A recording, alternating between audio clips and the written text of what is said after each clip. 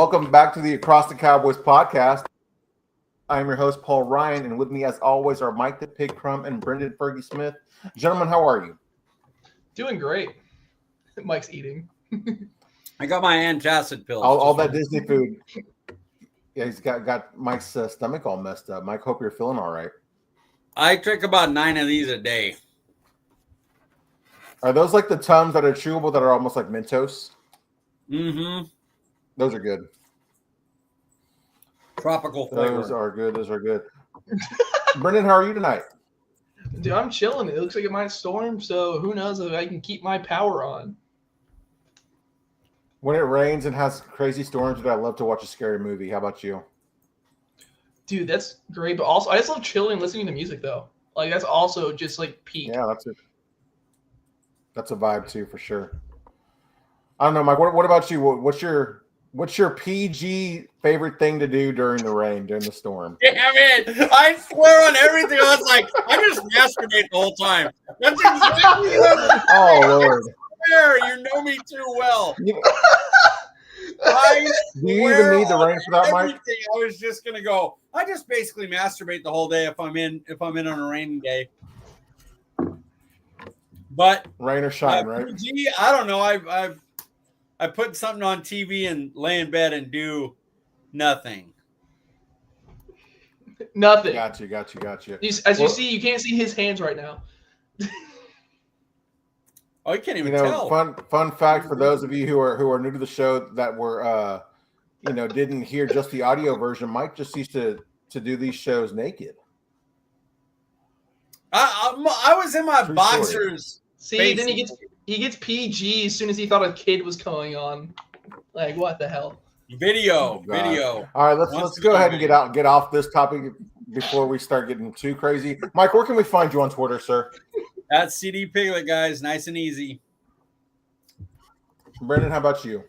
You can find me at Brenden_Smith26.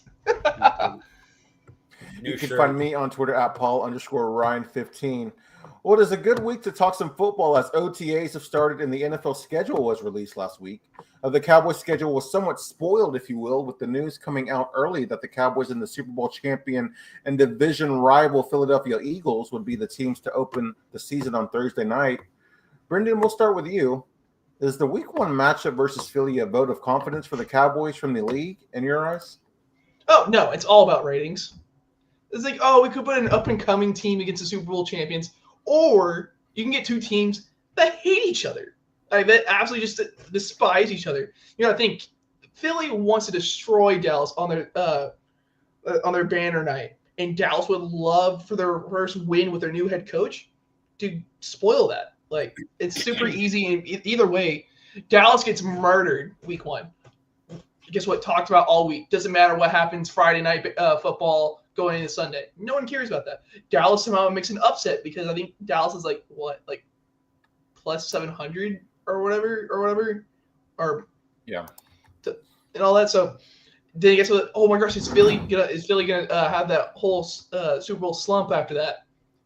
It's just easy talking points. No matter what happens, it could be a great game or one team get murdered, and that would be the entire talking point for the rest of the week. Mike, would you have rather seen a different team maybe face off with Philly, like a Super Bowl rematch, or maybe like Commanders, Eagles? What are your thoughts on them? I don't mind it. I think one, they're tired of no Dak, Jalen Hurts matchups.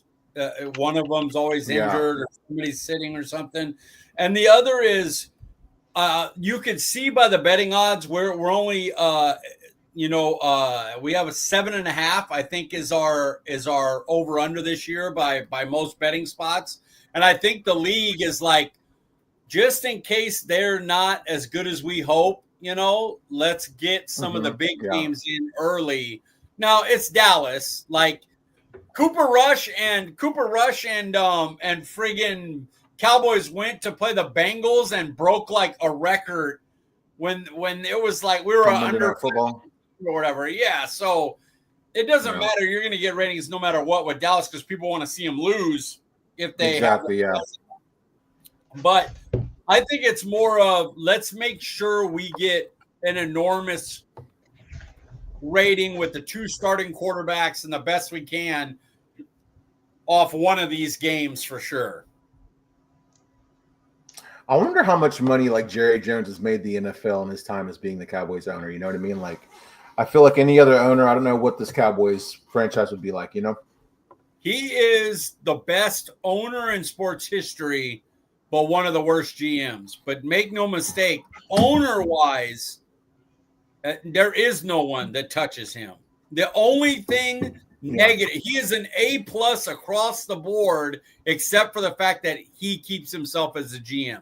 That's the only thing you can knock against him. Otherwise, he's done everything great as an owner. And I hate to say it, but I got to be real about it. Got to give him credit. Dude, he's a marketing genius. Like, we all talk like how like dumb moves he makes. All like how like, oh, he's an idiot. Marketing wise, he could give a lecture, and everyone should be writing down every word he says because he knows exactly what he's doing when it comes to that stuff. What did we talk about Pickens earlier? Hopium. Fair. I can't imagine the NFL like without Jerry Jones. As weird as that sounds, you know. I'm ready for it. Yeah. Yeah. Well, I mean, I hope he lives another. Jones, right? He can live another 40 years. 15, 20 years, whatever. He has to pass it on to somebody else. Dude, I'm telling you, Steven's going to be worse. I got you. Steven's going to be worse. Jerry will do one random move because he wants Dallas to be talked about. Steven don't care about that. Can I be honest with you? I prefer worse. I'm tired of in the middle. In the middle gets you nowhere. In the middle with 1-year deals. Hey, we went 11-5, went out in the first round. Give me the guy that's like, nah, I ain't doing that bullshit. And you can, if you suck for a while, you might land a Burrow and then end up in a Super Bowl and have a shot to win it. Cincinnati's the only team run worse than Dallas. By like that you could get like for sure this team's worse. Jets probably are too. But like Jets have been to an AFC championship. They got Rex Ryan, the right coach came, and they made it. The Bengals got the right quarterback. But if you stay picking 12 to 28, it's you're never going to be able to flip that on its head. You have to be able to either win it, or be good in free agency or hit the right top 5 pick type thing. So, I'm all right with Stephen Jones coming in and going, Jerry Jones is never going to let them be not relevant. If he believes they're going to be irrelevant, he'll do something like Pickens. Even if it's just for a 1-year rental, he'll do it. At this point, I can never see the Cowboys being not relevant regardless of their record just because of their brand and everything. But I think Stephen Jones is at least more willing to suck or to like let other people have more control and credit than what he is. And he's, he might be not as much of a risk taker, but I think his moves will be more calculated. Relevant's probably not the right word I meant. I meant within winning wise relevant. Like what I told when me and Brenden were talking about Pickens, he goes, yeah, but why would you give up a 3rd round pick if you're only going to go for a guy for 1 year? And I go, because he needs to sell this year. He's got to be able to sell it. And if you go out there, if nobody's believing you're going to beat the Eagles, if you're going out there with Jalen Tolbert and Mingo across from CeeDee Lamb. So now, do I think they're going to win now? No, but I could sell you. I could sell you that Dallas could win this year. If I told you Guyton takes a step, Mozzie, the way he ended the year, he takes another step. Eberflus is better against defense. He's better with linebackers. Schotty moves. He plays splits. The offensive coordinator now has a better run scheme. Dak's healthy. Like, I could sell you like, hey, get us in the tournament and we'll see what happens. Now, do I really believe it? No, but now they can sell it. You get out there with what you had at wide receiver, you're not selling that to anybody. You're just not. I think with Pickens, man, healthy Dak, Pickens, and Lamb, I think we could have the number 1 offense in the NFL. It's very possible. Very possible. Passing game, yes. All-around offense, I don't know. It's going to depend on the left tackle and the right tackle. If the right tackle run blocks and they can get a run game going, that'll help. If the left tackle could hold up and pass block and we only have to worry about Steele as a run blocker, then you can get going. Those tackles are going to be super important. It's not out of question to think that Terrence Steele could just have a bounce back season and go back to being himself. I mean, I think that's pretty likely, honestly. That helps your run blocking, but he's never been a good pass blocker. So even if he was the best version of himself, he's a below average pass blocker. Now I'm just saying, great run blocker. Yeah, but with the addition of Booker and then BB and then Tyler Smith, I think if just a bounce back season from Terrence Steele, pass blocking or not, I think that improves your offensive line though. Oh yeah, if you get back to getting run blocking Terrence Steele, sign me up. Sign me up with that, because Booker, BB, him, and Tyler Smith will move people. That will be a nasty four. Yes, sir. Yes, sir. While we're talking about the hopes of the Cowboys, how confident are you going into Week 1 versus Philly, Mike? Week 1 is weird, so I'm not. I'm not like, oh, they're too good. We can't beat them, because they're not going to know our offensive scheme. They're not going to know they can look at Eberflus, but they haven't seen it with Micah. You know what I mean? They haven't seen it with Osa. Yeah. You know what I mean? So I'm not sitting here going, oh, they have no chance. But the injuries and that Philly roster, I wouldn't pick them to win. You know what I mean? It's hard to go in and go, I don't know what I'm getting out of either offensive tackle. The running back position, I like the grouping, but I don't, there's no way I could know for sure. The linebackers, all brand new. The corners, who's hurt, who's playing. The safeties, are they just going to throw Wilson and Hooker out there again and hope that Hooker could cover deep safety now? So, yeah, I wouldn't pick them, but I don't think it would be like, oh, my God, we won. So I'd say my confidence is probably be a 3.5, but it's a Week 1 thing where it's like, so teams that I would go in and go, hey, I have no chance. In Week 1, you just don't know.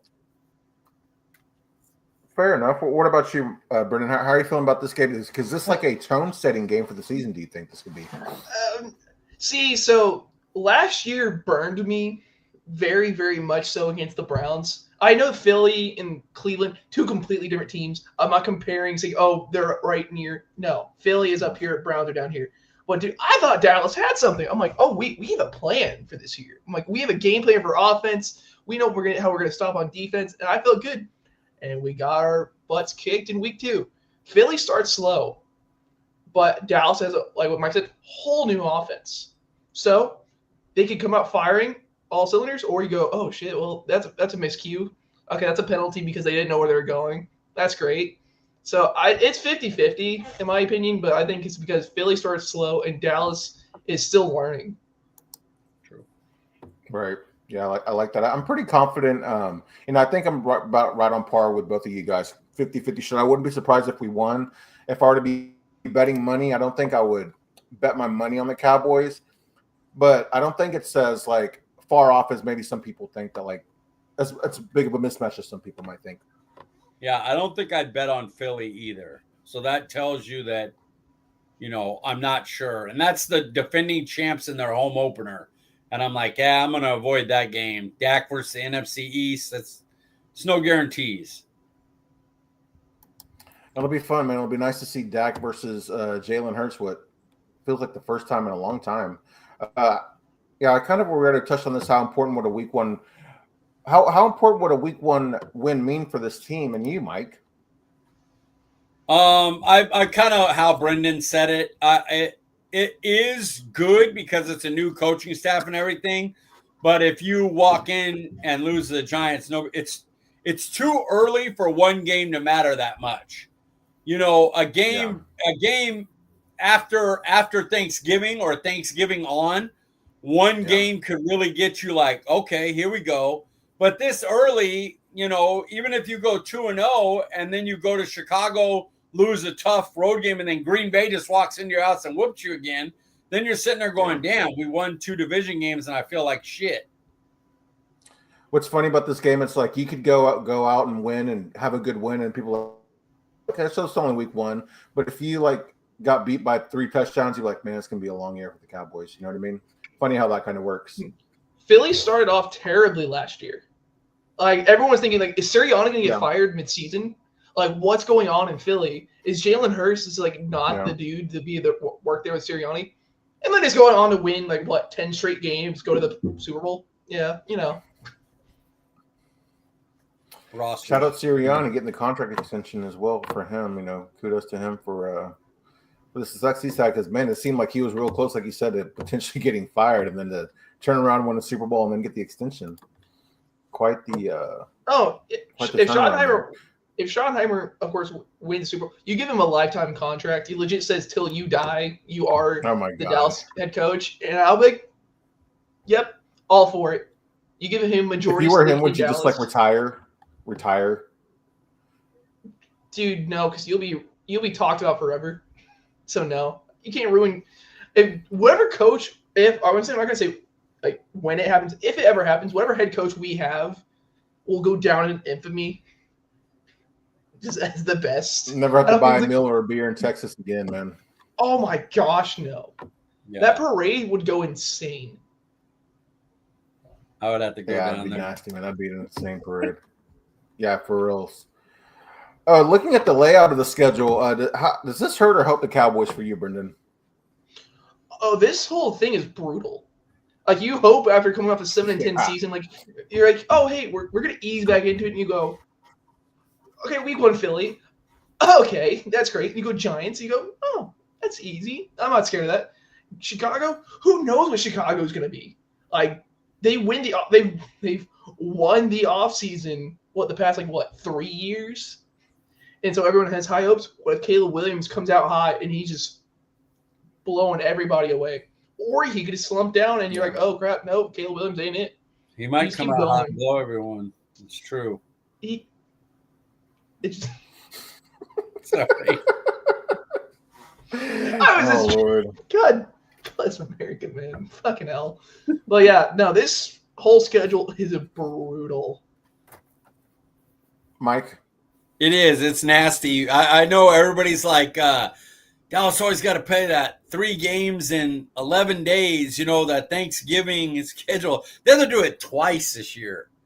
That is nasty work by the NFL for a third place team to get that. But that's what it is to be Dallas. Everybody wants you on primetime. And then they also have that historical stretch of 6 straight games versus 11 win teams.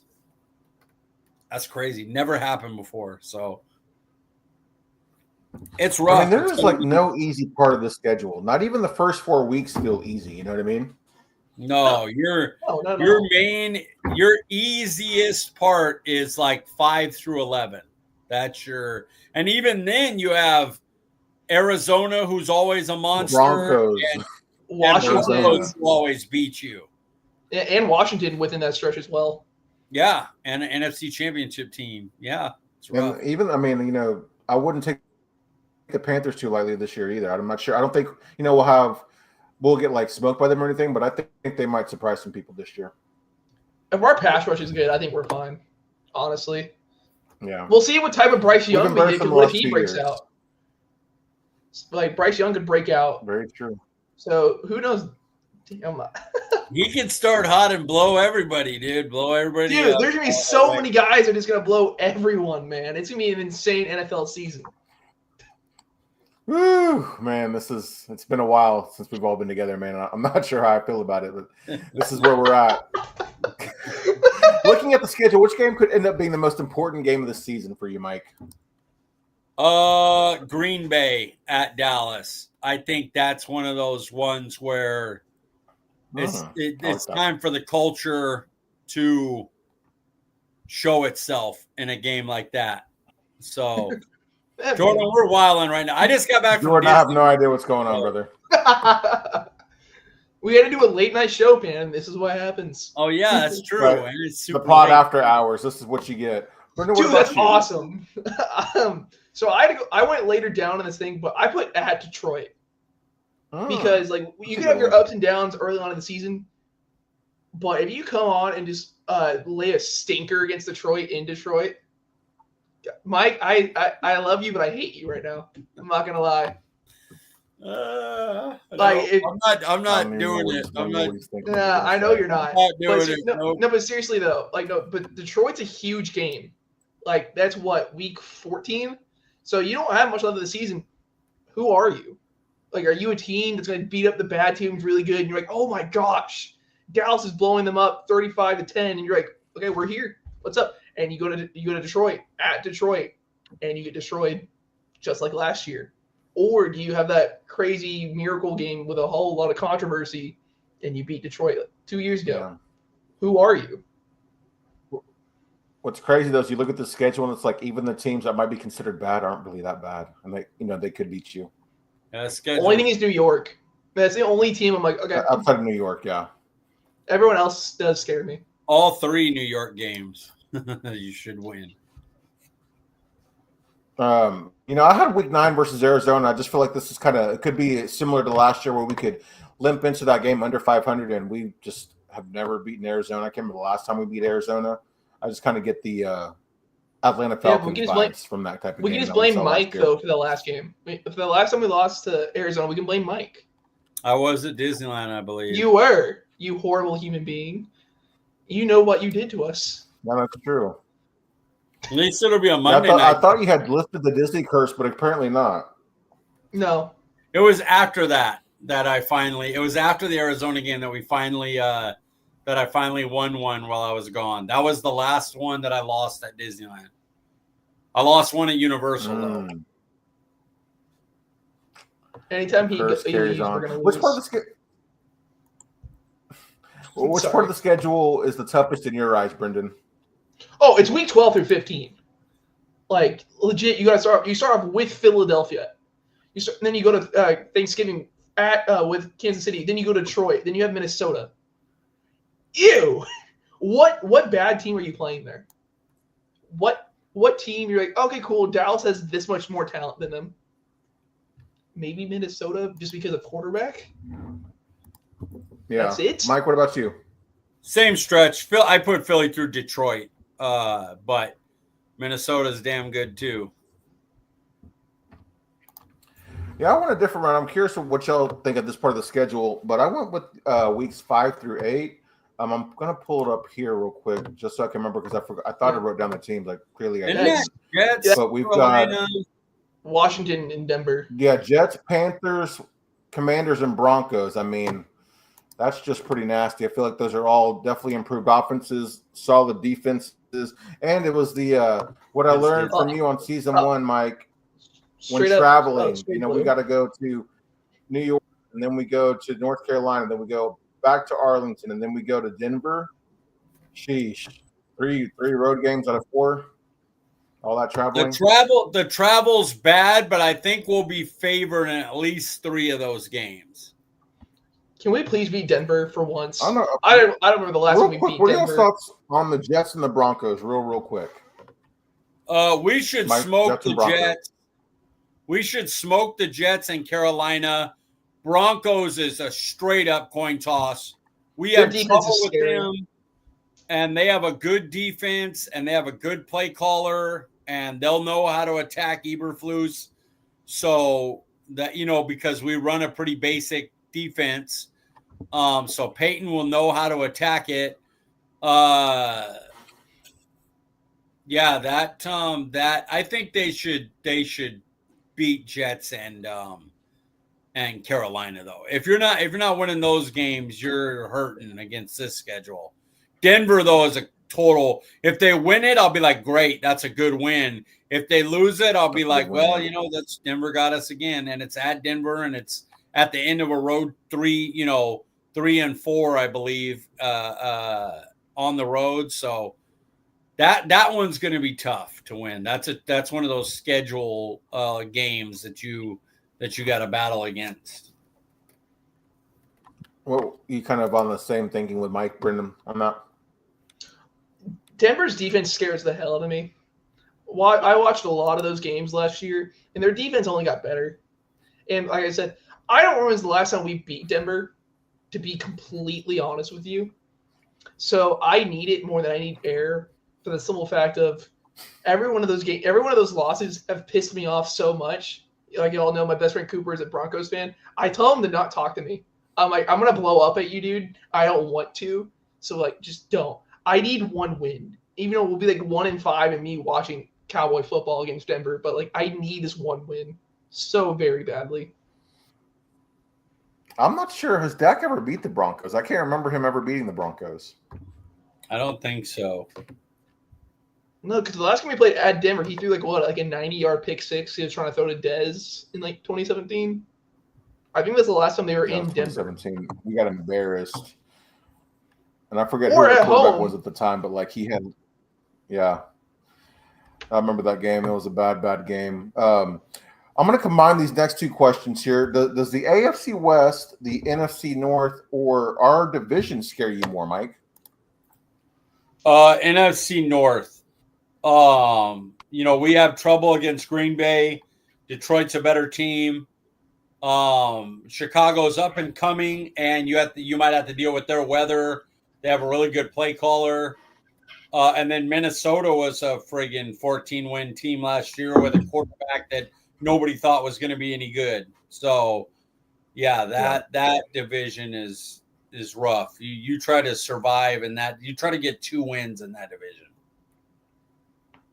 Brenden? It is close with our division just because we're talking about 2 teams that were in the NFC Championship game in our division, which is insane. But it is the North. Like, well, with the NFC East, it's a coin flip most times. Besides, I don't want I want to stop talking bad about New York because I feel like I'm just jinxing it, and then we're gonna get our first loss with Dak and all that because I keep saying how easy it is, but like Washington, you're hoping to split the games. So same thing with Philly. You know you're not gonna sweep them. You know for a fact you're not, but you could hopefully win one of those games. NFC North. I honestly I don't know how many wins I see from those teams against us, so it does terrify me. Yeah, it feels like the Bears might be the worst team of that group, and I'm not even sure, how much better we are than they are. Agreed. For me, though, looking at the AFC West and North and in our division, yeah, I'm kind of with you guys when hearing y'all break it down. The North is pretty scary. They're pretty balanced as far as defenses go, and then they have some potentially elite offenses to boot. So that's a pretty scary division for sure. Do we need to go 6-0 in our division to have a shot at the playoffs, Mike? Hope not, because it ain't happening. So yeah. let's hope they aren't. They ain't winning all 6 of those games. Do you think 4-2 would do it? Yeah, 4-2. 4-2 is that would be good. You go 4-2, you're set up decently. Ow, that hurt. I got back to Disneyland. I got stuff wrong with my feet, and I pressed down on a bad area. Yeah. Like I said, you're not. No, I completely agree. You're not going 6-0. There's if that happened, either the Washington and Philly had to have the worst injuries possible, and even then, I don't think you do it. So because you got to think, Washington went to the NFC Championship game last year. We beat them with Cooper Rush in Washington. Yeah, or what? So guess what? I don't even know who their backup is. Is it still Mariota in Washington? Jaden Daniels can be out. So. Yeah, Jaden Daniels can be out for a game just because hey, we're protecting him or whatever. Marcus Mariota could win. It's the NFC East. You don't know what's gonna happen. 4-2, I would feel good. I would feel pretty confident we're going to the playoffs. Winning the division, no, but 4-2, I think I'm okay. I think we got this. All right. Would you rather win on Thanksgiving or Christmas, Mike? Christmas division game. Kansas City's a AFC team. It just doesn't affect the tiebreakers enough. See, that'd be a nice Mike birthday gift, right? What? I was saying that'd be a nice birthday gift. Oh, dude! I know your birthday's on Christmas Eve, but Christmas Day win against the division rival would be nice. That'd be a perfect birthday gift. See, Mike has the complete right answer. Like, that is the answer that everyone should have. But I went straight from a fan's perspective. So, Thanksgiving, it's the make or break with the Cowboy game. Honestly, for me, either am I gonna have a good Thanksgiving or am I gonna be upset the rest of Thanksgiving? It's with the Cowboy game. Christmas, it's a noon game. The rest of it can go. Like, if we lose to Washington, I'm gonna be upset. But you have Christmas dinner, you get to relax. You're like, okay, hey, gonna spend time with like family. We're gonna go out and all that. I can think about that. Thanksgiving, after like we have like we eat like at lunch, like at 1 or 2, and then we'll have like leftovers for dinner. So it's lunch. So the rest of the day you're doing nothing. So you just have to like sit in your own anger and go, why did we lose, or why did we lose this way? Because like Brenden wants to win Thanksgiving because he still gets presents on Christmas. Basically, is what no, he's saying. I was talking about going out to dinner with my family, brother. What are you talking about? He's going to be able to do his Legos and Dude, I don't know what you're talking about. I have no idea what you're talking about. He's not even going to watch the Cowboys game. He's going to have his Legos set out, and he's going to be, we lost. He's going to find out. We're going to text him, damn, we won, we lost. And he's going to be like, oh, shit, I forgot. The Cowboys played today? You forget how addicted I am to football.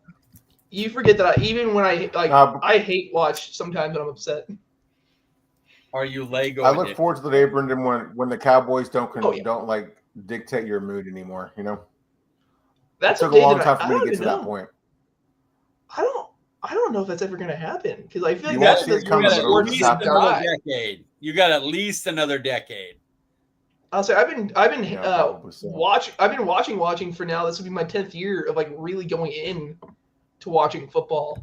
You got to get that 3 on your age before there's been enough life problems that you're like, that's fine, whatever. I lost the game. My dad says this. My dad, who is 51, he says it. We talk about he doesn't like talking about football when it's not happening. He really doesn't. But then Sunday comes around, he'll get in there and he's getting pissed. It's so funny. He talks about how he doesn't care and all of that. And then as soon as Dallas is losing, he's like, what the fuck, dude? And he's over there just getting really annoyed. It's pretty funny. Yeah. No, I mean, you still have emotions while watching the game, but it's like instead of being mad all day or for a couple of days after a loss, it's like, oh, well, time to move on to the next thing. Like I said, it's like I've always said, it's always about how you lose. It's all about how you lose. Like, if we lose, like how we lost in Cincinnati last year, heartbreaker. It did stay with me for a little bit. I was sad. I wasn't pissed or anything. I was just really sad. Other than that, I'm like, if we lose to the Raiders like we did like years ago on Thanksgiving. Oh, I'm livid. I am I cannot stand the TV with that. Y'all want to talk football? No, I don't want to. I'm gonna go sit in a little hole and just hide. Wait for that 3 in front of the years. I got 8 years. Which game is your circled loss on the schedule, Brenden? I put Minnesota. Aaron Jones. That's a good one. Aaron Jones owns us. I don't care what JJ McCarthy does. Like, Kevin O'Connell's a phenomenal head coach. So you're like, oh my gosh, we gotta stop Justin Jefferson. Oh my gosh, TJ Hawkinson, Jordan Addison. Like, oh dude, we gotta stop all these guys. Did anyone forget about 33? The guy who scored 3 touchdowns against you in the playoffs and who always runs on you really, really well. So I feel like Dallas could win that, but Aaron Jones just puts the fear of God in me. And it's sad because he's a good running back. He is. He's not on this upper echelon, but every time he plays Dallas, it's like, okay, cool, Barry Sanders is here. Let's go sit down and watch almost 150 yards and 3 scores. Yeah. Mike, what about you? Lions. They play Philly, Kansas City leading into it. It's the 3rd game in 11 days. We have to travel, and it's Detroit's 3rd straight home game. That's just kind of some chalk answers from you guys. I'm surprised. The Detroit but they're not wrong answers. It's just like, the Detroit. It's the NFC North. It's not the wrong answer by any means. It's the NFC North. that Detroit game is just they get to sit at home 3 straight games. You're at home for 2, but then you have to travel to Detroit. It's the 3rd game. it's just that's one of those ones like even talent, forget talent. I'm not picking them to lose because Detroit's better. I'm picking them to lose because it's human beings on Dallas and human beings on Detroit, and they're just set up to fail in Dallas with the way the schedule is set up for that game. So that's why I picked it. Yeah, Mike, you actually kind of picked up my circled loss earlier. It's week 8 at Denver. That's going to be a brutal one. That one's up there. I can't handle that mentally. I will be watching that with Cooper. We'll be on the same couch. That's why you lose. You never watch the games with the enemy. I watch football with him every week. No, not that game. If you're not rooting for Dallas, you do not get to watch a game with me, period. You are not bringing your cooties into my game and infecting the game. I kicked my best friend out. I've kicked my girl out. Like, no, get the fuck out of here. Hey, we'll get there. We'll see how Dallas is doing up until week 8. And if we're ass, then I'm not leaving my house. I'm just gonna chill in my room and just sit here and be upset. You tell that guy if we're friggin' 5-2, you tell that fucker to stay out of there. That we don't want to watch him. Mike, is there a revenge game on the schedule? Green Bay, Detroit, Arizona, Denver could all be considered revenge games, really. So yeah, they're loaded up with them in this schedule. Brenden, what about you? Do you see a revenge game on here? No, my sure there's multiple. I put Arizona because they've always been the worst team to us. They always, like, talent wise, you look on paper, we're like, this team's not that good, and they somehow always trample us. Even though one of those games is because Mike was gone, so we have to blame Mike for that one. But like, Arizona is, I don't remember the last time Arizona's ever been better than us. Besides, like, what, 2015? Like, every other time, no, Dallas is their roster, and they still somehow lose. And I question life when Kyler Murray just ran up and down on you in 2020 and all that. You had the worst defense ever, but still. Oh God, that Monday Night Massacre right after the Dak injury against Arizona was brutal. Yeah, like Mike said, there's a couple on here. I mean, he laid out 4 good ones. I had week 4 and week 14, Detroit and Green Bay. I mean, facing Green Bay for the first time since that embarrassing playoff loss will be an interesting game to watch for sure. Well, which game do you view as a trap game, Brenden? Trap game? I put Green Bay. Wow. Well, think about this. So of course, we have week 1 Philly, week 2 New York, and week 3 Chicago. If you go 2-1, even if you like that loss is to Philly, you're feeling good. You're looking cool. We lost to the Super Bowl champions. Okay, whatever. You're feeling like, what's new? That's the real test for your defense. Week 1, like I said, it's training wheels. Like, we don't know what's going to go on because the team is still learning. If we see motion again that breaks every safety's head, and you go, oh, okay, Malik Hooker's trying to be in the backfield, and we're going deep to Christian Watson, and you go, okay, cool. Why am I here? So that's the trap game. You think, like, oh, like, we have a new defense. He might know them better. Okay, cool. Why is it 33-10 and we're Dak Prescott has his hat off just because we're not playing him anymore?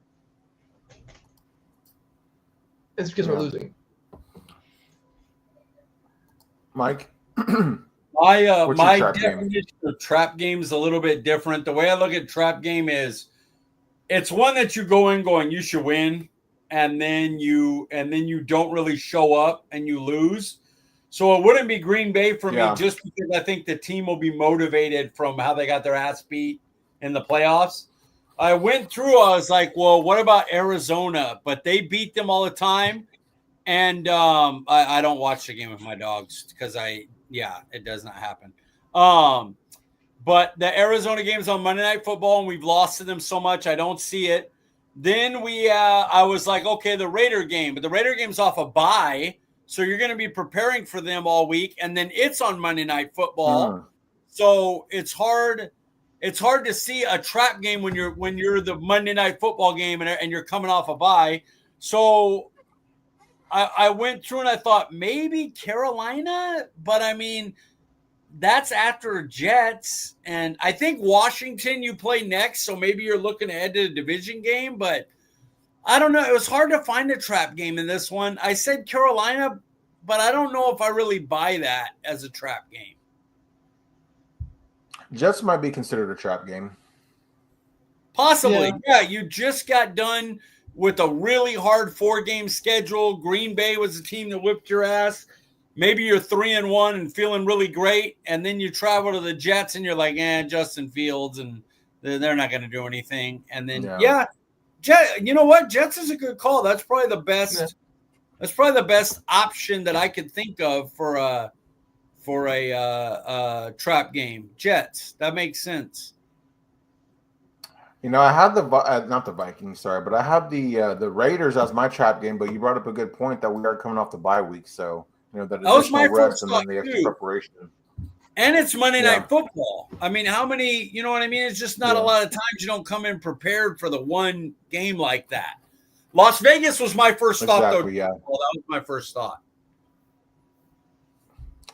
Yes, sir. Yes, sir. I still, every time we do this episode, breaking down the schedule, I always go back to the time where we did not only the Cowboys schedule, but then like every division and every team schedule breaking down. That was really fun. Yeah, because that's typically how I do it is I look at how did they travel before they came over here? Who did they play? If you play Detroit, you're going to be weakened by the time you get to us. And so when I get to where I'm going over the schedule like that, right now it's been too busy with all the articles I have to do. But when I do that, I will go through more thoroughly like that, especially our division. I remember the year that we did the Giants schedule. We're like, man, I can't find a single win on here. And we were like, I think they're going to go like 1-15 or 2-14. And then what happened? They end up going like 2-14. Yeah, the schedule has signs for you. It'll tell you some things. It really will, man. It really will. Which game will be our prove-it game for you, Mike? I believe I had that Green Bay, didn't I? Oh, no. Week 12 Philly. Week 12 Philly at Week 12, okay. It's long enough into the season that barring other injuries – overshown, and Diggs should be back by then. You're hopefully getting healthy with your better players, and then here comes Philly into your house, the big bad wolf. Yeah, so I think that's going to be a proven game for us where we're healthy, both teams healthy and going at it. Hopefully, Brenden. No, I had that game, but also I know I've talked about our most important game. But I still had Detroit too, with the games. Like I said, Mike brought up a good point, which I didn't even think about. You should be healthy, like everything considered. You should be healthy by then, and all that. Don't worry, I knocked my desk too. Good. But so if you're healthy, like I said earlier, who are you? I'm like, is your defense finally clicking? It's like Eberflus finally getting his message across. Dak should already know basically the lingo because with Shoddy being the play caller, even though the run scheme will be different. Yeah. All that. So is Dak and Pickens like this, like with him and Michael Gallup? Is that another connection that's working? Is Jake Ferguson finally producing by that time? Is he your vertical threat down the middle? Of course, we know CeeDee Lamb's going to be popping up. Yeah. Right.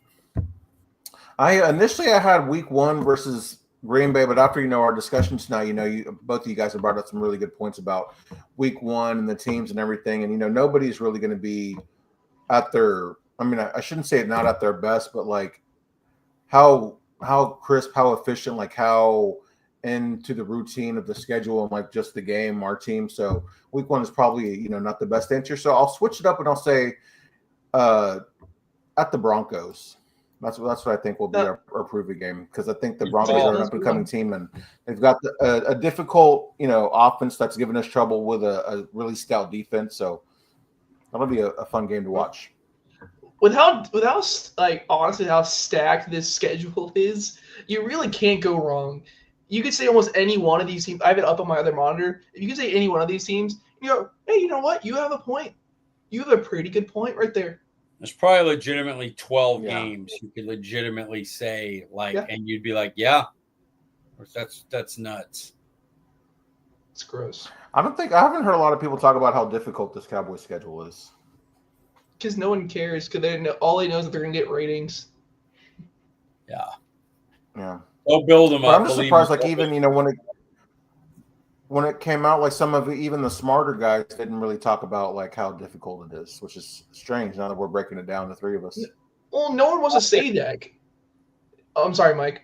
No one wants to say that Dallas has a tough schedule because everyone wants to be like, oh, wow, look, Dallas is on a 3-game losing streak. Is it time for them to blow it all up? Is Dak going to get traded even though he has a no-trade clause? Like, or what's going on here? They need to hope to be with Dallas fans early because that brings ratings. Yeah, but also, let's say Dallas is doing really well with this schedule, no one wants to talk about how hard it is, and then Dallas overperforms what they're thinking. Because then they're like, oh, wow, you need to talk good about Dallas later on, which no one wants to do that. Come on, that doesn't get ratings. Yeah. How dare you try to go against the meta of big media? I can't wait to hear LaShawn McCoy has to say after a Week 1 loss versus the Cowboys. What he'll say on whatever his show is. I forget the name. I don't watch any of those shows, but I was like, he's been what his reaction would be. He's been blocked. Yeah, I think I blocked him a while ago too. Which three Cowboys games are you most looking forward to, Brenden?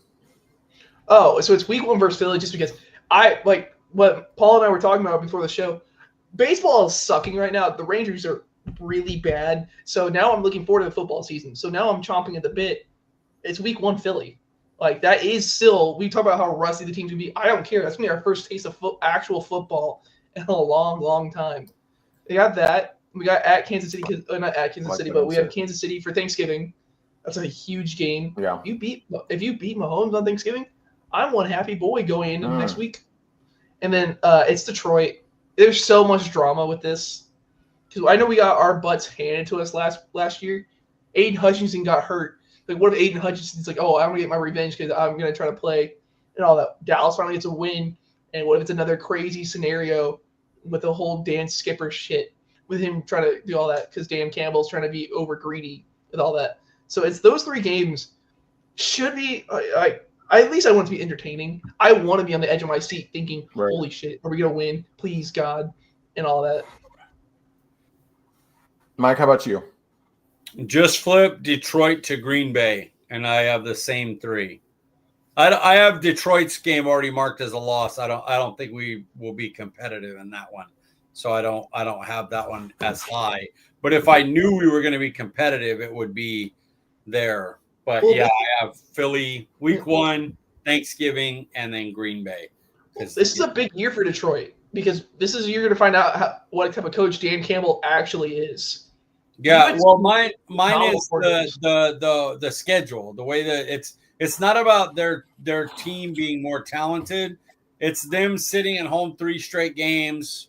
We're at 3-11, just like they are, but all 3 of theirs at home. We have to travel. It's a brutal where they set us up pretty badly in that game. The NFL got us pretty good, but if we could win it, man, that would show a lot of heart. Yes, sir. I have Week 4 versus Green Bay, Week 13 versus Kansas City, Week 14 versus Detroit. All pretty good games, but Week 1 is a good one, man, because football is back. How it doesn't get much more exciting than that. Which 3 non-Cowboys games are you most looking forward to? I forgot to answer these myself, so can't wait to hear what you guys have to say. Mike. Any of the Bears, Detroit. I like Rams, Philly in Week 2. I think will be good, or Week 3. And then Baltimore at Kansas City. I think those 3 will be good games. Yeah. Brenden? I got Chiefs, Bills. I got Detroit, Philly. And I was thinking of saying Philly and Kansas City because, Super Bowl rematch, but no. It's Cincinnati in Buffalo. Like, that should be a high-scoring game. Think about those games like the Rams were having against Buffalo last year. I think it could be more than that with Jamar Chase popping off of his new money. Yeah, I think the AFC South is going to have some good games this year with, Travis Hunter and Cam Ward and just CJ Stroud, hopefully with a bounce-back season. I think the AFC South could be a fun division to watch this year. Yeah, agreed. All right, how many road games do you predict will win, Mike? I got 6. Hmm. I think we'll Brenden? win 6. I got right around that. What team are we gonna be? Because the first part. Besides, I don't count 2020 for anything because that's just a year that everyone should forget with everything. But Yeah. Mike McCarthy was so good at home. That's when we went into Green Bay. Dallas is 15-1 at home, dude. This is it. So is Shoddy gonna come in and we're gonna be a good home team again? Even though we weren't the last year and all that. I got right around the same thing as Mike. It's flip flop on some games, but I can't really tell at the moment. I need to see the actual rosters. I thought I was high with Twice. 5, but hearing y'all say 6, I'm a little maybe not as confident as you guys. Road schedule seems easier to me than the home schedule. Yeah, Seems a little lighter. That's understandable. And now, before I ask this, do we usually do our record predictions on this show, or do we wait until we do our Cowboys crystal ball stuff? I feel like we do it on the show, but I can't remember. Yeah, we could do it right now because we could switch it later. You could ask it again now that you've seen training camp or whatever. What do you have? You changed your mind on Injuries it or whatever. Yeah. All right, Brenden, what's your record prediction for this team? I don't want to because I've been the Debbie Downer a lot, but then I'm seeing so many people talk high on Schottenheimer and all that. But I'm you're a first year head coach. I want to say with the talent 10-7, I want to say that, but I can also see. No. But Dallas doesn't have a losing season with Dak healthy. So if Dak's healthy, I think 10-7, maybe 11-6 if you want to go holy crap surprising. I'm 11-6. That's where I have us too, as 11-6 as well. If the Cowboys could only win one game, which one would you choose, Mike? Week 1 at Philly. Yeah. Yeah. Spoil their night. Spoil their night and get Schottenheimer's sting off to a good start. Get feeling good about your team. Absolutely. Yeah, that's what I had as well. Spoil the Super Bowl party, if you will. Here we are with, instead of Mike's views from the sidelines, we're going to do our view from the sidelines because there were some interesting discussions brought about in the NFL. One being the banning of the tush push. Should the NFL ban the tush push for you, Brenden? No. I hate the play? Yeah. Yes, I do. It pisses me off because you see, right. Oh, dude, we got 4th and 1. Oh, damn it. You forget who you're playing. It sucks, but it's not illegal. The offensive line is illegal because, their heads are up and all that. So that is illegal. But the play itself, okay, just be better. They're all talking about injuries and stuff. I think Chris Jones got hurt in the Super Bowl with that play, but everything else there hasn't been an injury. So it's just a QB sneak. Mike, what are your thoughts on it? Yeah, I feel this. I think that the two keys are call penalties. If you're lining up over the ball, the refs have to call that, and that'll be one thing that'll hurt the play is you have to be behind the center's head should be behind the ball. So call your offsides. And then the other thing that I would do is I would allow linebackers and DBs to push the defensive tackles. Because before 2004, you weren't allowed to push either way. Nobody could. And then in 2004, they allowed it how they do the tush push, but they said the defense wasn't still allowed to do it. And that's the big advantage of the tush push over just a regular quarterback sneak is they get, the additional push of of people behind the quarterback to push them through. But if a linebacker and DB could push the back of a defensive tackle into the guard and get them moving backwards, that would be, more fair and even. So don't ban it. Just call the penalties and allow the defensive players to also push on that play. And I think that'd be fair. Yeah, penalties would probably kill that play pretty quick. Yeah. Yeah.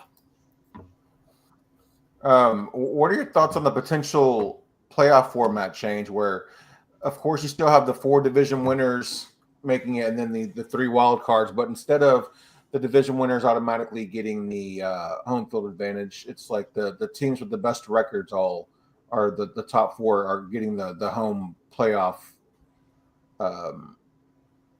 advantage in the first round.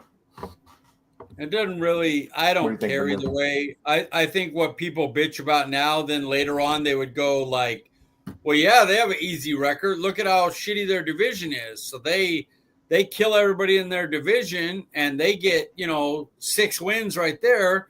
So now they have the best record, but they're not a better team. We won a tough division, and now we don't even get a home game. So it'll change this or that, depending on year to year. So I don't care if they do it or not. If they do it, great. If they don't, they don't. I like the idea. I think it makes it interesting. What about you, Brenden? I honestly, it doesn't really matter. But let's say because like how the Vikings had to go on the road to LA and all that. So we're talking about this big complaint. If you're that much better than that team, if you're that much better, you should okay. Why aren't you still blowing them? I know home field advantage is easily a thing. No, without a doubt. How'd you win 14 games? You won 14 games. You can't win one road game? Yeah. You should have won. You know what you should have done? Beat Detroit, and then you'd had home field and a bye. You didn't. The division winner you play. Yeah. They'll just bitch the other way anyway in a few years. Doesn't matter. Yeah, they'll bitch the other way when one division stinks and a team loads up on wins. They have the easy schedule. Yada, yada, yada. And they're like, well, yeah, now we won a tough division, and this team gets home field because they won on a 4th place schedule, and their division went crappy, and the quarterback of the top team got injured, and now they won 12 games, and we won 11, but we won a hard division, and they get home field. So either way, it doesn't matter. They're going to bitch one way or another. True that. Here we are with Brendan's Bastion. What do you got for us tonight, Brenden? So I thought of many things. I can go off non-sports related, but I feel like I'll be way too nerdy, and I don't feel like doing that because I feel like Mike will make fun of me for this type of nerdy. So as he shakes, I'm gonna go with the Texas Rangers because Paul, I was talking like it. The Rangers have the best starting rotation they've had in franchise history. They have. I think they combined 1.39 ERA or whatever between the three of them. You average it out. If you're down by 2, you feel like you're getting blown out. This team can't do jack squat. I'm trying my best not to cuss just profusely. Watching it has hurt. When Dak got injured, I was really looking forward to baseball. I really, really was. I'm like, oh, hey, Dak's hurt. Cowboy season's over. It's whatever. It's fine. Still have baseball. I gotta wait till August now for any type of real football because the Mavericks. Of course, they're not playing. The Stars, I'm not into hockey, which sucks for me. It really does. I feel bad for myself for not liking hockey. Baseball sucks. Your team is ass. They're probably going to blow it up at the deadline. They're not going to want to. But then a lot of the players I loved in the 2023 season who won the World Series, they're going to be gone. Adolis Garcia, I bet could be gone. Simeon and Seeker will stay because of contracts. Langford will stay. Young will stay. Everyone else is gone. This team is ass. Old as hell, can't stay healthy, and you swing at a ball in the other batter's box, and you take a ball right down the middle for strike 3. What are we doing here? Y'all are broken. I don't really watch anymore, but I think Yankees just beat Rangers. Y'all swept us. Oh, okay. I don't. Yeah. I thought we didn't win a single game against the Yankees. I thought it was 2-1. No, they swept. Nope. Jeez. We were freaking getting no hit by the Rockies in that 1-0. We lost today. We lost today 1-0. Nathan Eovaldi, phenomenal pitch. He let up 1 run in 5 or 6 innings. 1 run, and you lose. Imagine that. That's dude. If I do that in of course I'm comparing it to a video game. If I do that in MLB The Show, playing it online. Thanks. I don't know who this guy is, but appreciate stopping by, dude. Sport anymore. It just hurts. You see, we have mostly the same team from winning the World Series. And so you're like, oh, we lost so much talent. No, you didn't. You got Jock Peterson to hit a fastball. He can't hit a fastball. Jake Berger couldn't for the first part of the season. He came back from AAA and he's doing better. Who else? Josh Young. Langford looks broken. Garcia can't swing for shit. Simeon deserves a bat in ninth. We're a second half team. And Seager can't stay healthy because his hamstring is jelly. He hits 2 home runs into a game, and you're like, you know what? I'm good for a month. That's enough baseball for me. And it hurts my soul because Seager is my favorite athlete. Well, Seager, too bad we're not really right into the top 5. With baseball talk.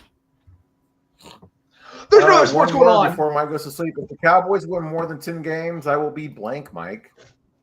Sleepy. You bastard. Brenden, how about you? I said shocked. You'll be what?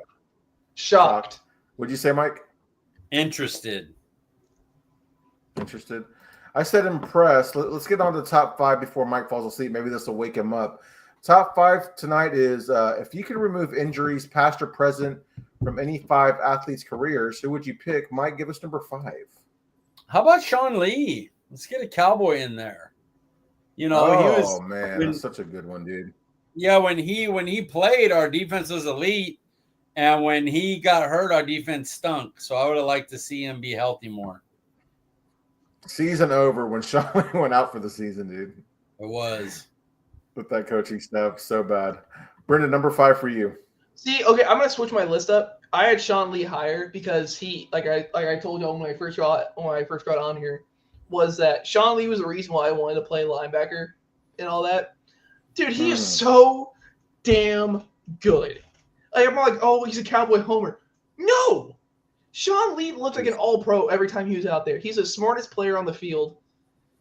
Dude, one of the last games of his career was against the Rams. Bloody knee and all, interception and a sack. F off. Like, dude, Sean Lee was that dude. Well, that's why everyone's being defense. Yeah. You think Leighton Vander Esch was smart? He was. Sean Lee could have run circles around Leighton Vander Esch when it comes to in the film room. Yep. Both good ones, man. I didn't even think about Sean Lee. I can't believe that. But number 5 for me, Mike, I think you'll appreciate this one. Ken Griffey Jr. Yeah, that's a good one. Wrist injury, right? Yeah.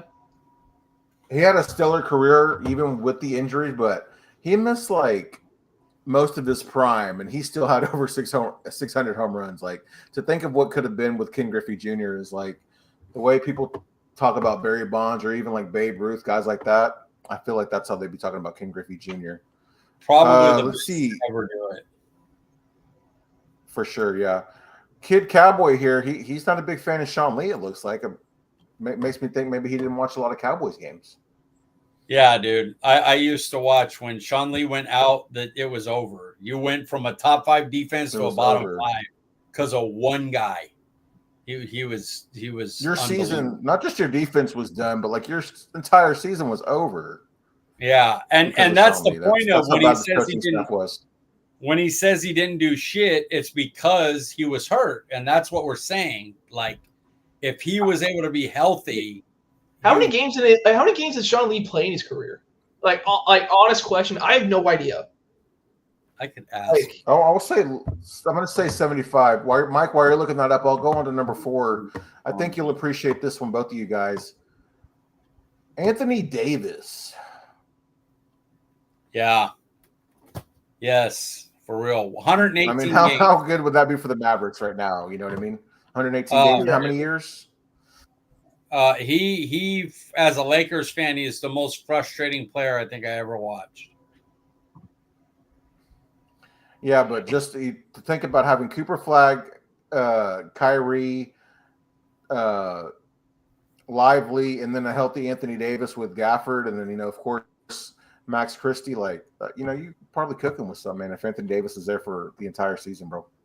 If he's healthy and has his head on straight, he could be the best player in basketball. Yeah. Lots of potential there. Brenden, number 4 for you. I feel like this one, first off, I'm going to go ahead and say Dak. Well, I love that win, dude. Okay, Low key, bro. I'm always with that one. And I'm gonna say one thing though. All of our number ones should be the same. Like it really, really should. Like all things considered. But my number 4, which I don't actually, I'm gonna say go the exact opposite. I don't think any of y'all are gonna have this. I put Ryan Shazier, the linebacker from Pittsburgh. Oh wow, Pittsburgh Steelers linebacker. Dude, I'll never forget when I watched him get injured, dude. That was so sad, man. That was terrifying. Dude, him as an athlete, the reason why I first really learned about him was Madden. Because, dude, his speed as a user linebacker, the most insane thing you'll ever see. You see a slant coming across the field. Okay, he's right there. But like Ryan Shazier was so instinctive, like I said, athlete, insane. He's barely walking now, which is very sad and very terrifying, and all that. Totally sad, dude. Yeah. He would have been the Mike, next number 4 for you. Great Pittsburgh linebacker. Number 4 for me would be Penny Hardaway. Penny was a monster, and he was like Kobe-esque. Really? I'm 22. Oh yeah, you don't really know Penny Hardaway. Yeah. Well, no, it's fine. He said Madden. I can see the chat. It's like you said Madden. Really, I'm like, I'm 22. He's talking about the latest comment we got. Yeah. Oh, okay. Yeah, I'm gonna say Penny like, Hardaway's dude, such a good one, man. Yeah, Penny Hardaway. I thought about Penny Hardaway. I thought about Grant Hill. Yep. Grant Hill's on mine. That Magic team was nasty. Oh, really? Grant Hill's is that number 3 on your list, Mike? Yeah. Grant Hill. Fair. 3. Dude, when the Magic signed freaking Grant Hill and Tracy McGrady, I'm like, dude, the league is about to like end with Orlando. And of course, Grant Hill had that terrible injury, but golly, dude, what could have been? If he could just have stayed healthy, he would have been one of the truly great basketball players. He was incredible talent. Yeah. Talk about also, I mean, think about if McGrady could have stayed healthy too, you know?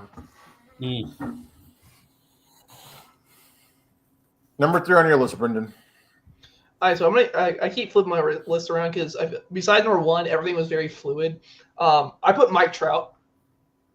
Oh man, dude, he's an MVP. He is. I didn't put a baseball player on mine. Yeah, well, you were falling asleep in baseball. I'm so out on baseball. But like Mike Trout, when healthy, Aaron Judge, phenomenal player. Shohei Ohtani's probably gonna go down as one of the best ever. But of my generation, it's Mike Trout. Like if we're talking about, like you want a guy in a game, it's Mike Trout. We've sadly never gotten to see him in the playoffs, which sounds criminal that we've been able to see his talent in the playoffs. But he talked about this year when he comes on the field, like he wants to be / he is the best player in the league because he is. He nukes everything. If I did baseball, he would be my baseball guy. Number 3 for me, it's Luka Doncic, man. Even though he's no longer Maverick, I do not want to see his career be marred by injuries, and he's kind of started to get injured here the last couple of years. But my guy Luka, man, I want to see him thriving in LA, regardless of him no longer being a Maverick. This is a completely what if though. What if he doesn't get hurt last year on Christmas? What if he stays healthy and all that? So imagine trading away Luka. They of course they already traded Luka, but imagine trading away Luka. He's playing through February, so he played the rest of December. He played all the way through January. So you see him still playing as Luka without injury, and you go, okay, cool, we'll trade him. Imagine that backlash. Like we were all hurt and all that, but we were all without watching Luka basketball for a little bit, and then what if he was playing the entire time? Man, I'm so glad that we don't live in that universe. Number 2 on my list, Mike Trout, for all the reasons that Brenden stated. You know, to think of what his numbers would look like and maybe what the accomplishments that he'd have, albeit in a terrible organization. But yeah, Mike Trout just absolutely dominant. Hate to see his career go the way that it has. Mike, number 2 for you. Number 2 for me, I'm gonna go. I'm gonna put Bo Jackson at 2. He could easily be 1. Because he was just an uber athlete, and then he gets injured and it's over. And you never really got to see a lot of it. You got to see more baseball than you did football. 2-sport athlete, monster. I put him at 2 though because it happened so early. Whereas in my number 1, you you got to see the greatness before it went, you knew he was one of the best ever before the injury. So I put Bo 2, but Bo could easily be 1. Brenden, number 2 for you. Oh, it's Derrick Rose. Good one. Like, Derrick, of course. It was hard not to put him on my list. Yeah, he's the youngest MVP ever. You can, of course, is there a chance he could have not won the MVP because his stats weren't that crazy? Yes. So that argument could be had, but he did win the MVP. He took the Bulls to the playoffs. Obviously, he took the Bulls to the playoffs. That was supposed to be the next up and coming, the reason why the Bulls are relevant. And then he gets hurt, and then no one can talk about him really. He's a good vet now on random teams. He's never the same. Didn't he drop 50 with the Timberwolves or whatever? I feel like that's his last huge moment. But you see Derrick Rose come off the bench. He was supposed to be the next All-Star. Holy shit, we gotta play the Bulls.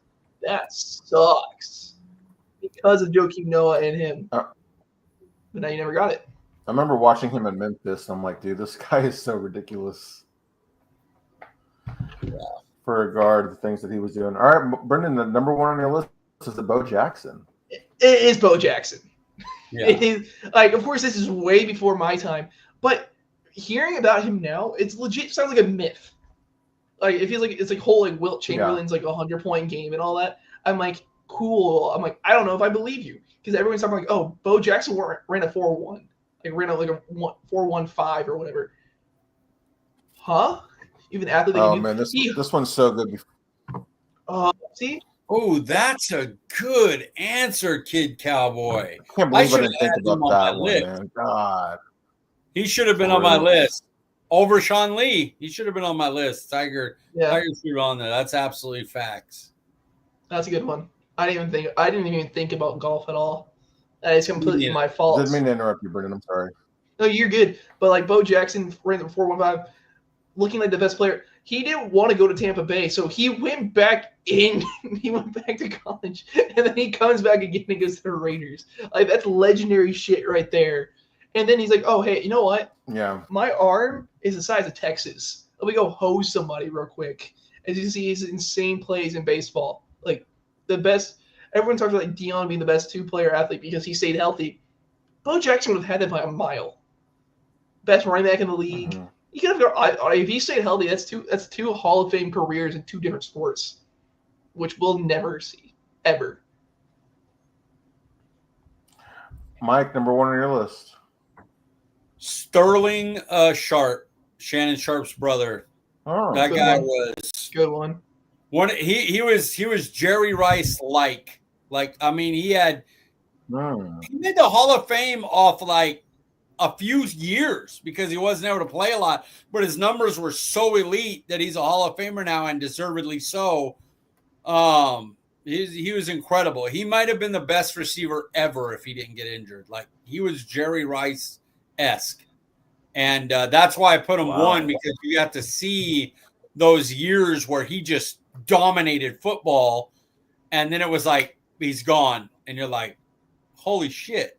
He's gone. You're not going to see him again. So, yes, Sterling was my top. Well, Sterling Sharp, I was not familiar with your game, sir. Number 1 for me is Dak Prescott. I mean, I can't imagine what this team would look like without Dak, especially this season. Don't want anything else to happen to him. I'd like to see.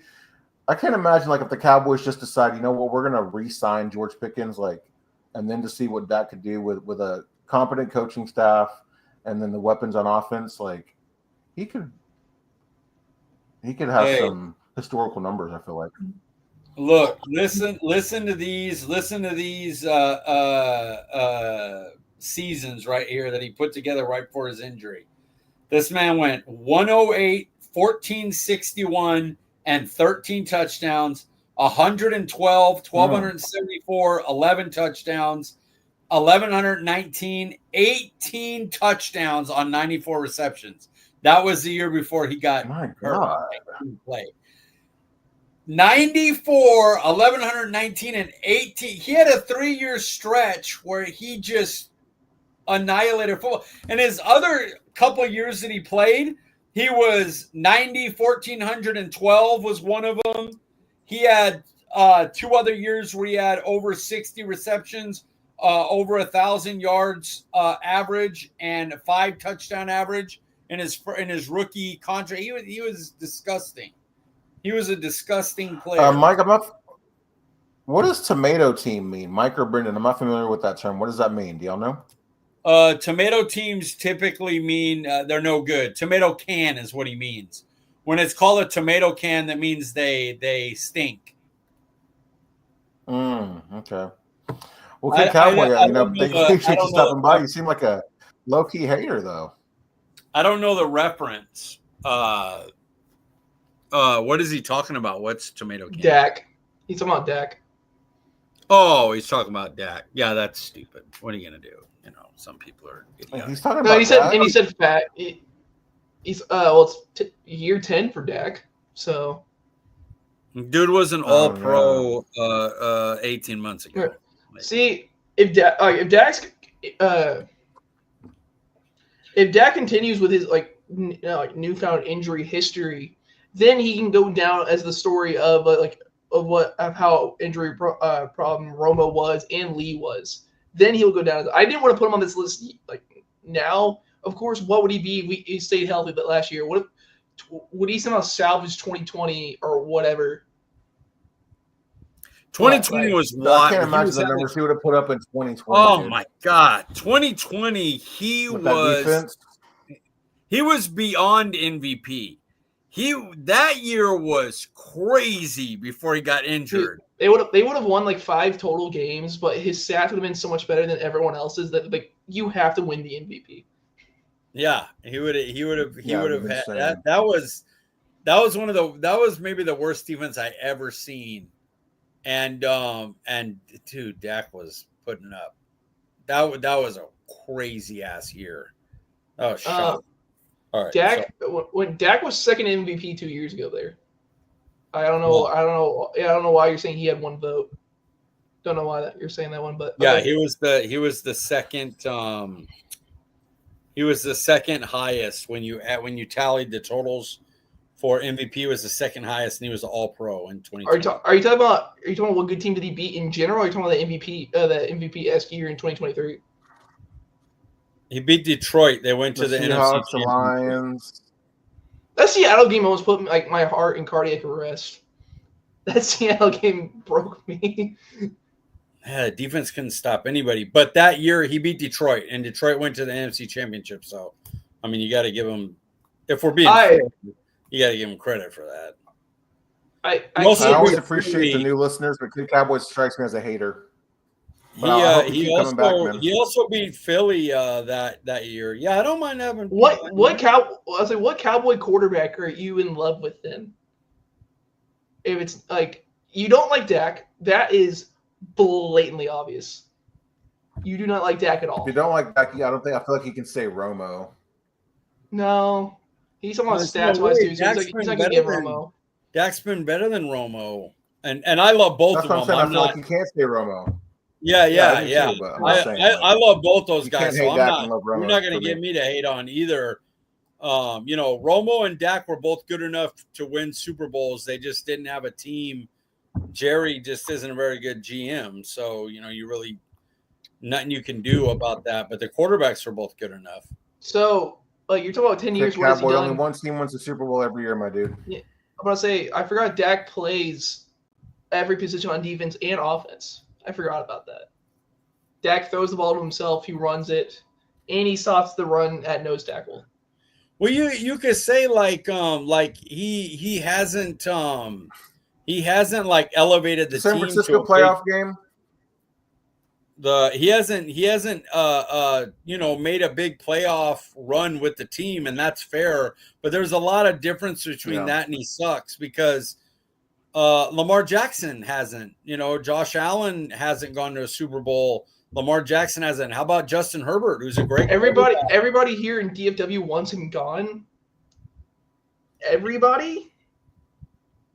No, I'm in DFW. I don't want him gone. I like Dak. I love Dak. I think Dak's amazing. Even the Joneses, who've been trying to discredit him with everything he's done, gave him a fat contract last year.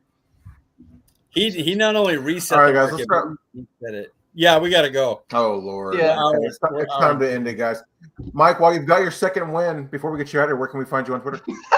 This is why I don't read the comments. See, I don't have the comments on, so I didn't know what was going on. I was just like, CD Piglet, guys, nice and easy. Brenden, where can we find you, sir? You find me at Brenden_Smith 26. Guys, I am Paul Ryan. You can find me on Twitter at Paul_Ryan15. We appreciate you joining us, and we will see you guys next week. Yeah, if they come into Twitter like